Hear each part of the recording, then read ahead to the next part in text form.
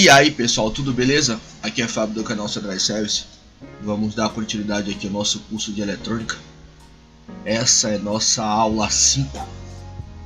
E nessa aula nós vamos dar início ao estudo dos componentes. E o primeiro componente que nós vamos estudar é o componente mais antigo que existe no mundo da eletrônica. É um componente que sempre vai existir em um circuito eletrônico. Você pode abrir qualquer equipamento, seja ele qual for, para a finalidade que for, sempre você vai encontrar um resistor lá dentro. O que é um resistor? Um resistor ou uma resistência, ele é um dispositivo elétrico que ele é muito utilizado em eletrônica e em eletricidade, ora com a finalidade de transformar energia elétrica em energia térmica, por meio do efeito Joule, que eu já expliquei em umas aulas anteriores aqui. Nessa finalidade ele é utilizado como resistência elétrica em um chuveiro, por exemplo, ou numa churrasqueira elétrica, num ferro de passar roupa. E a outra finalidade dele é limitar a corrente elétrica em um circuito, que é o mais comum quando ele é utilizado em um circuito eletrônico ou um equipamento eletrônico. Os resistores, eles são componentes que têm por finalidade oferecer uma oposição à passagem da corrente elétrica. Essa é a principal função do resistor. Limitar não quer dizer evitar a passagem da corrente elétrica, porque a corrente elétrica sempre vai passar por ele, ok? É só faz o que? Limitar. É como se você tivesse dois tubos de água ligado em paralelo, ok? Então, se você botar um tubo mais grosso e um tubo mais fino, o mais fino representa o resistor de maior resistência e o mais grosso o resistor de menor resistência. Claro que a água vai passar pelos dois canos, sendo que o que é de menor diâmetro, a água vai ter mais dificuldade de passar, mas ela vai passar. Ou seja, menor diâmetro, maior resistência, dificulta a passagem da água. O maior cano, maior diâmetro, menor resistência, a água passa mais facilmente. Porém, tanto com de menor diâmetro como de maior diâmetro, a água vai passar por dentro da mesma forma.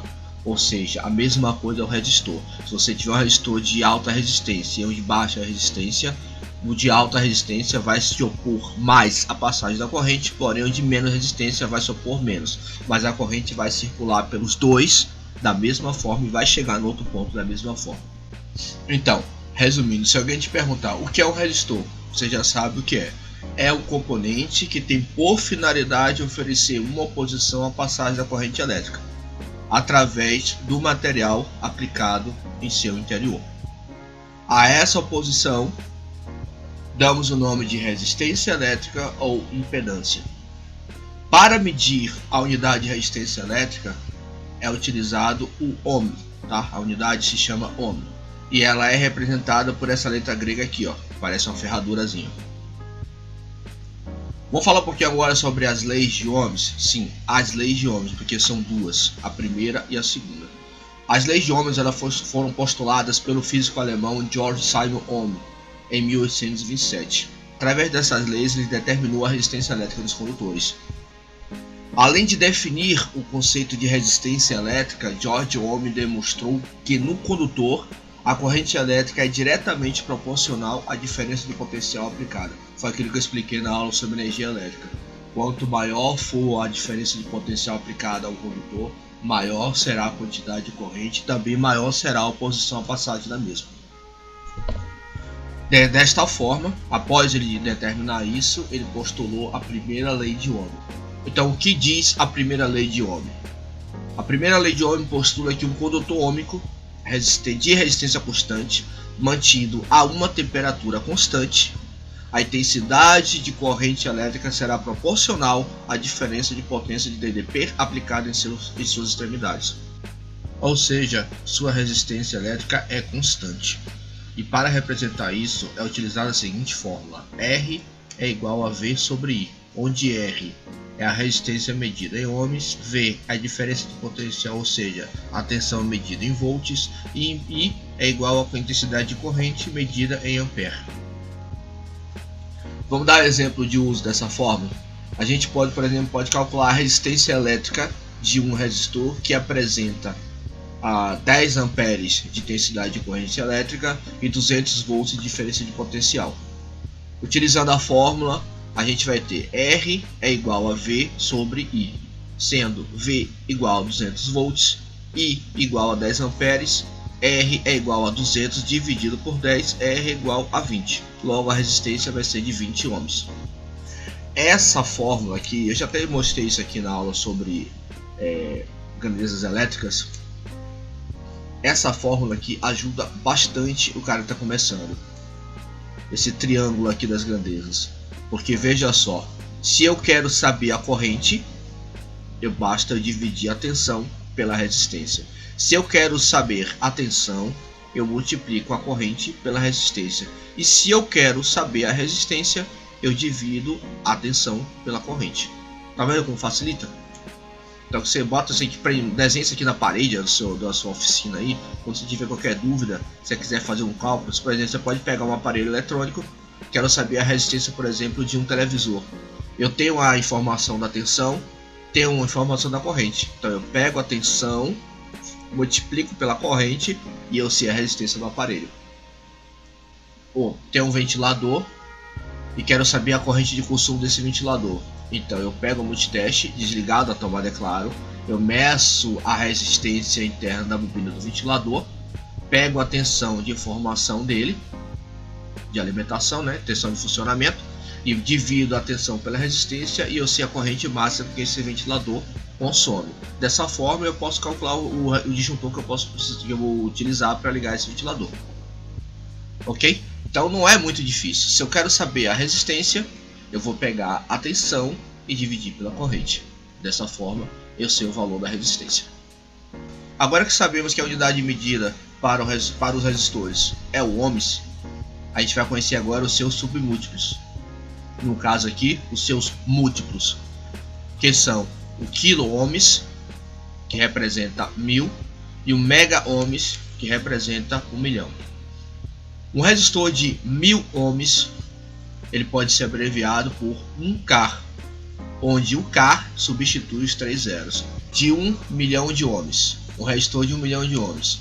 Dá para como fica difícil? Porque resistores a 1 milhão de ohms, ele pode ser abreviado por 1 mega-ohms, onde o mega substitui os 6 zeros. O K aqui, eu já até falei isso em várias aulas aqui do curso, que o K representa esses 3 zeros. Então esses 3 zeros aqui pode ser substituído por o K. Então 1 kΩ, se fosse 2 seria 2 kΩ, 7 kΩ, 8 kΩ, por aí vai. O valor comercial 2,2 kΩ, então ia ter 2.200 ohms, então ia ter 2K2 e por aí vai. A mesma coisa, 1 milhão de ohms pode ser abreviado pelo M. Então 6 zeros, o M substitui os 6 zeros. Então em vez de você falar 1 milhão de ohms, você fala 1 mega-ohms. Se fosse 2 mega-ohms. 2.200.000 ohms pode ser abreviado por 2 mega 2 ohms e por aí em diante. Isso aí a gente vai ver na aula prática. Eu vou mostrar os códigos de cores, tudo direitinho para vocês. Eu botei até aqui embaixo, para vocês já ir se familiarizando com esses termos. 10 ohms, 10 kΩ, 10 mega-ohms, pois serão muito utilizados aqui para frente no curso de eletrônica. A gente vai ver muito isso. E aqui embaixo eu dei alguns valores, alguns exemplos de valores comerciais de resistores. 4K7, que é igual a 4.700 ohms, 4MegaSet, que é igual a 4.700.000 ohms, 15K, que é igual a 15.000 ohms. Aí temos normais, né? 150, 470, 330 ohms, 270 ohms, 100 kΩ, que é igual a 100.000 ohms, 220 km e por aí em diante. É só para você se familiarizar com os valores comerciais que a gente vai ver de agora em diante, ok? Então é só gravar isso. Quando eu falar um resistor de 10K, então você já sabe que ele vale 10.000 ohms. Ah, um resistor de 1 mega, ele vale 1 milhão de ohms, porque a unidade de medida é o ohms. Então ele tem sempre baseado na unidade. Isso aqui é uma abreviação para facilitar a expressão e a comunicação quando você vai comprar algum componente, ok? Vou falar agora um pouquinho de como são feitos os resistores. A maioria dos resistores eles são longos e finos, feito com um material resistivo colocado no centro dele, ou seja, aqui é o centro dele, aonde é colocado o material resistivo que vai fazer a oposição à passagem da corrente. Esse aqui é um encapsulamento chamado encapsulamento axial, porque é um encapsulamento reto. Esses resistores são muito utilizados em muitos equipamentos, são os resistores mais comuns que você vai encontrar em sua vida profissional e em equipamentos eletrônicos. Claro que hoje você encontra mais esses aqui, que são em versão SMD, que são as versões mais modernas, mas a função deles é a mesma. Então essa aqui são chamados de encapsulamento axial, porque é uma linha reta. Aqui nós temos os dois terminais, que é onde são ligados no circuito eletrônico, é soldado no circuito eletrônico. A corrente entra aqui, sai aqui, ou entra aqui, sai aqui. E aqui a versão SMD, que também pode ser determinado como axial, porque é linha reta, só que ele é em versão SMD, que é a versão mais moderna, a versão reduzida para equipamentos mais reduzidos. E aqui embaixo nós temos os resistores mais robustos, que são de maior potência, geralmente utilizados em fontes de alimentação, em circuitos que circulam muita corrente e onde precisa dissipar muito calor. Então nesse caso aqui eles são mais robustos, pois eles têm potência elevada, geralmente resistores de 20, 30, 50 watts. Esse aqui deve ter no máximo, deve ser de 60 a 70 watts mais ou menos. Mas a função, independente do material que é feito, da forma que é feito, do tamanho que tem, a função é sempre a mesma, é limitar a passagem da corrente. Vamos falar agora algumas características técnicas dos resistores. São três características técnicas, na verdade. Vamos ver as três agora. A primeira característica técnica é a simbologia. O que é a simbologia? O símbolo gráfico ou um desenho esquemático ele é utilizado para representar o componente no circuito eletrônico. Se eu pegar o esquema de uma TV, um esquema de um som, um esquema de uma fonte, eu preciso saber aonde está tal componente e que componente é. Então é através da simbologia que você sabe o que aquele símbolo, a que tipo de componente aquele símbolo está representando. Então para o resistor são utilizados dois símbolos. Esse aqui é o resistor, o símbolo para o resistor comum, tá? Resistor de resistência fixa. Existem outros tipos de símbolo, mas você vai ver mais para frente. Mas o principal, como seria o resistor fixo, é esse símbolo aqui. São esses dois símbolos que são utilizados. Os dois são padronizados. Um é padronizado pelo IEC, que é a Comissão Eletrônica Internacional, e esse aqui é padronizado pelo Instituto de Engenheiros Eletricistas e Eletrônicos. Os dois são válidos. Então você vai pegar um esquema eletrônico, você pode encontrar esse símbolo aqui, ou você pode encontrar esse símbolo aqui. Os dois representam o resistor eletrônico. A segunda característica técnica é polarização. Uma dúvida que muita gente tem, principalmente quem está começando, quando a gente fala de resistor, é saber se ele tem polaridade. A resposta é bem simples: não. Um resistor ele não tem lado positivo, ele não tem um lado negativo. Não há um lado certo de polaridade que você precisa ligar ele em um circuito. Como ele tem a função de limitar a corrente e criar uma oposição à passagem da corrente, tanto faz você botar o positivo aqui como o negativo aqui, ou o positivo aqui e negativo aqui, ele vai fazer a oposição da corrente do mesmo jeito. Ou seja, não há um lado positivo. Se eu tirei um resistor do circuito, eu tenho que botar ele da mesma forma que os anéis de cores que está aqui? Não. Você pode botar invertido, que não vai ter problema nenhum, pois ele não é polarizado. Ele apenas limita a passagem da corrente. Então, independente do polo que seja aplicado ao seu terminal, se positivo ou negativo, ele vai limitar da mesma forma, ok? Então o resistor ele não é polarizado. E a terceira característica que nós vamos falar sobre os resistores é a potência. O O que é potência? A gente entende-se como potência de um resistor, de um componente, a capacidade que ele tem em suportar a corrente que vai circular pelo mesmo. Ou seja, quanto maior for a corrente que for circular por esse componente, o componente tem que estar dimensionado e deve ter potência adequada para suportar a passagem dessa corrente. Só para você entender a questão da potência. A potência ela é primordial e necessária para que o componente suporte a corrente pela qual ele vai trabalhar. Tipo de resistores. Vamos falar um pouquinho agora dos tipos de resistores existentes. Os resistores eles podem ser classificados em fixos e variáveis. Neste último caso, os variáveis eles são chamados de potenciômetros ou trimpodes. Potenciômetros são esses aqui, com esses eixozinhos para você movimentar. E os trimpodes geralmente o ajuste é feito por uma chave de fenda. São fixos à placa, são ajustes internos e é feito o ajuste pela chave de fenda.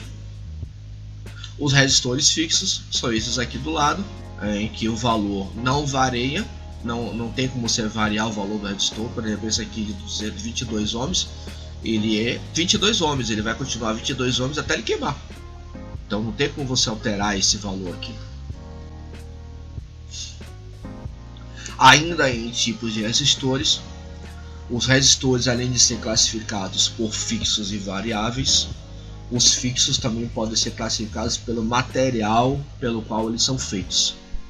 Dessa forma, eles são classificados da seguinte maneira: resistores de carbono, que são os resistores mais comuns que você vai encontrar nos circuitos eletrônicos, os resistores de fio, que são os resistores utilizados para potência, mais para circuito de potência, são de 10, são feitos de 5 watts, 10 watts e aí diante. Os resistores de metal filme, que também são feitos mais para circuito de potência, e os resistores de porcelana, que também são resistores de potência. Você vai encontrar esses três resistores aqui, em circuitos de potência, geralmente em fonte de alimentação, em amplificadores, ou em circuitos que trabalham com potência, são resistores para transporte maior de corrente. E esse resistor de carbono aqui, você vai encontrar, é o mais comum e você vai encontrar mais facilmente em todo circuito eletrônico que você abrir ou for trabalhar. Vai ser esse aqui. Modo de exibição de valores.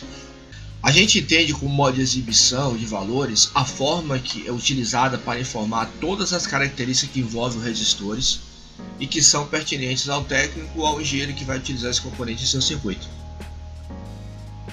Para os resistores são utilizados dois tipos de exibição de valores, que são a exibição direta e exibição por código de cores.